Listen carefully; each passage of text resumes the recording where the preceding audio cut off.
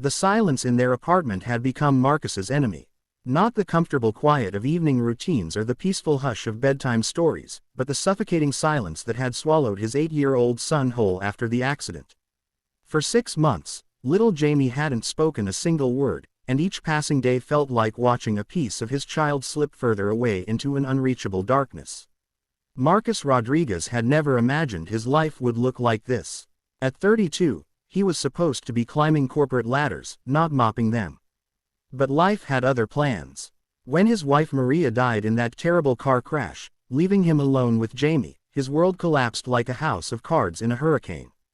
The medical bills from Jamie's injuries, physical wounds that healed but emotional scars that festered, had devoured their savings.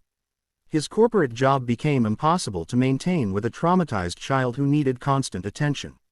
So Marcus traded his suit and tie for janitor's coveralls and took the night shift at Lincoln Elementary School, where Jamie attended during the day. Every evening at 6, Marcus would walk through those familiar hallways, his keys jangling softly as he made his rounds. The irony wasn't lost on him. He cleaned the very classrooms where his son sat in stubborn silence, refusing to participate, refusing to connect, refusing to heal. The teachers spoke in hushed, sympathetic tones about Jamie's selective mutism, but Marcus knew better. His son wasn't choosing silence, silence had chosen him. It was a Tuesday night in March when Marcus discovered the violin. He'd been cleaning the music room, humming an old Spanish lullaby his mother used to sing, one of the few melodies that sometimes made Jamie's eyes flicker with recognition. Behind the piano, wedged between the wall and a stack of forgotten sheet music, he found it. The instrument was in rough shape. Scratches marred its wooden surface, 2 strings were snapped, and the bridge had come loose. Someone had clearly thrown it away, probably deeming it beyond repair. But as Marcus held the violin under the fluorescent lights, something stirred in his memory. Maria had played violin in high school. She'd kept her old instrument in their bedroom closet, and sometimes, when she thought no one was listening, she'd play soft melodies that danced through their home like gentle spirits. After the accident, Marcus had packed it away with her other belongings, unable to bear the reminder of all the music that had died with her. That night, Marcus brought the broken violin home. Jamie was already asleep, curled under his dinosaur comforter with his back to the world, as always. Marcus sat at their small kitchen table under the warm glow of the overhead light, examining the instrument with the intensity of an archaeologist studying ancient artifacts. He had no idea how to repair a violin, but YouTube University had taught him how to change brake pads and unclog drains. Surely it could teach him this too. For 3 weeks, Marcus became a student of violin restoration. He watched countless videos, read forums, even borrowed books from the library. His rough, custodial hands, more accustomed to mops and disinfectant, learned to work with delicate precision.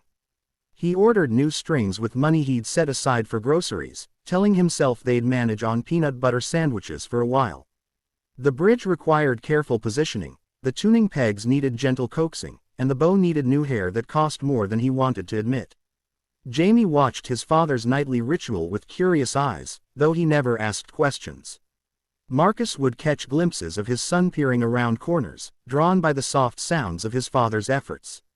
Sometimes Jamie would creep closer, settling on the couch where he could observe the meticulous work, and Marcus's heart would flutter with hope. These were the first signs of genuine interest his son had shown in months. Finally, on a rainy Thursday evening, Marcus managed to coax a clear, sweet note from the restored violin. It wasn't perfect. The tone was rough around the edges, and the intonation wavered, but it was unmistakably music. Jamie had been sitting cross-legged on the living room floor, building a tower with his blocks, when the sound filled their small apartment. His hands froze mid-motion, and he turned to stare at his father with wide, startled eyes. "Remember Mama's violin?" Marcus asked softly, his voice thick with emotion. This one needed fixing, just like. He couldn't finish the sentence, but he didn't need to. Jamie understood. Over the next few days, Marcus left the violin accessible, hoping Jamie might show interest. He'd find it moved from where he'd left it, positioned slightly differently, the bow sometimes laid across the strings instead of beside them. But Jamie remained silent, and Marcus began to wonder if he'd misread his son's curiosity. Then came the morning that changed everything. Marcus had worked a double shift at the school, covering for a sick colleague, and had fallen asleep in his work clothes on the couch. He woke to something he hadn't heard in 6 months, sound coming from Jamie's bedroom. Not words, but something even more precious, music. The melody was haunting and raw, played with the uncertain bow strokes of a child, but it was intentional and beautiful. Marcus recognized it immediately. The Spanish lullaby he hummed while working, the same one his mother had sung to him, the same one Maria had adapted on her violin during Jamie's first months of life. Somehow, through osmosis or memory or magic, his son was playing their family's song. Marcus crept to Jamie's doorway and found his son sitting cross-legged on his bed, the violin tucked under his chin with surprising natural form. His small fingers found positions on the strings that shouldn't have been possible for someone who'd never had lessons, his bow arm moving with an intuitive grace that defied explanation. Tears streamed down Jamie's face as he played, but his expression held something Marcus hadn't seen since before the accident: peace. The melody continued for several minutes, weaving through variations that seemed to tell a story, of loss and longing, of love that transcends physical presence, of healing that happens not in spite of pain but because of it. When Jamie finally lowered the violin, he looked up to find his father standing in the doorway, chairs matching his own. "I remember her music, Papa," Jamie whispered, his voice rusty from months of disuse but clear and strong. "It was still inside me. I just couldn't find it before."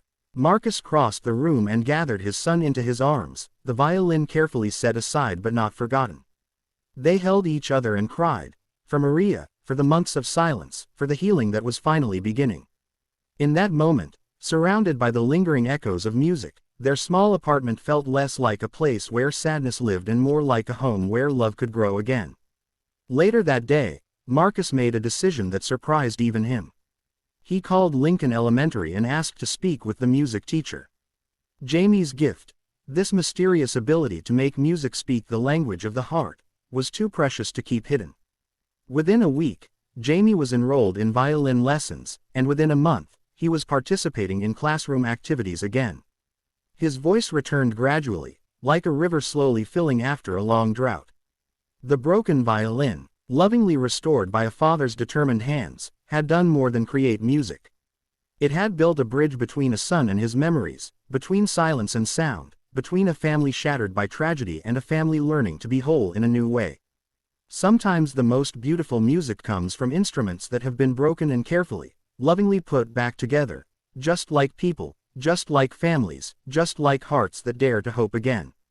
Marcus still works the night shift at Lincoln Elementary, but now his keys jangle with a different rhythm, the rhythm of a man who knows that sometimes the most profound healing comes not from forgetting our pain, but from learning to transform it into something beautiful. And every evening, as he cleans those familiar hallways, he can hear the distant sound of his son practicing violin, filling their world with the music that love makes when it refuses to stay silent.